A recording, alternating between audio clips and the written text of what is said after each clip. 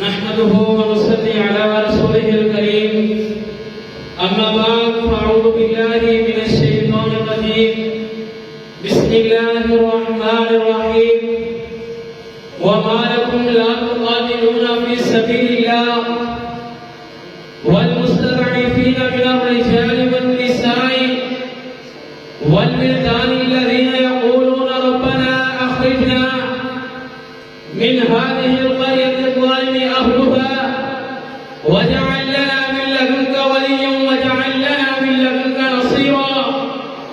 وقال الشاعر اللہ سے کرے دور و تعلیم بھی فتنہ، املاک بھی اولاد بھی جاگیر بھی فتنہ، نہ حق کے لیے اٹھے تو شمشیر بھی فتنہ، شمشیر تو کیا نعرہ تکبیر بھی فتنہ. صدر مہدی اور میری جماعت کے دیگر دل نوجوانوں، میری آج کی گفتگو کا محور تشدد اور جنگی حالات میں ملک کی آبادی کا پہلا حق مظلوموں کے ساتھ مل کر جہاد کرنا، کیونکہ اللہ کا قرآن کہتا ہے. میں نے حدیث سے پوچھا تو جہاد اور تلواروں کے نیچے جنت کا اعلان فرما دیا.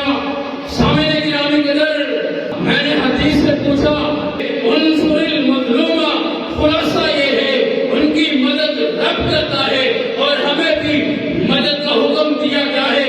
اسی لیے ایک عورت کے پکارنے پر کبھی راجہ جہلم کے مقابلے پر محمد بن قاسم آتا ہے اور کبھی ہزاروں سلیبیوں کے دردے ظلم کی للکار پر معتصم اٹھتا ہے. کبھی اسی علم کو صلاح الدین ایوبی نے اٹھایا، کبھی میاں نذیر حسین محدث دہلوی نے اٹھایا، کبھی شاہ اسماعیل شہید نے اٹھایا. آج ہزاروں انبیاء کا مسکن پاک سرزمین مسلمانوں کا قبلہ اول آج اسی حالت میں ہے. ہزاروں مظلوم ہمیں پکار رہے ہیں. انشاءاللہ ہم جہاد کے ذریعے یہود و نصارہ کو ارض مقدس فلسطین سے بھگا کر چھوڑیں گے اور اسلام کا جھنڈا لہرا کر چھوڑیں گے. صدر محفل تشدد اور جنگی حالات میں آقا کبھی غزوہ بدر میں، کبھی احد میں، کبھی خندق میں، کبھی اور غزوات میں رب سے دعا کرتے ہیں اللہم منزل الکتابی سریع الحسابی اللہم اہزمہم وزلزلہم. اس دعا کو ہمیشہ کے لیے حقوق میں شامل فرما دیا. سامنے کے عامی قدر، آج میں پوچھتا ہوں ان اداروں سے UNDP، UN Women، UN Habitat اور ان اداروں نے تمام ممالک کے ادارے بنے تو آج کشمیر پر ظلم کے خلاف، برما پر ظلم کے خلاف، فلسطین پر ظلم کے خلاف کیوں نہیں اٹھتے؟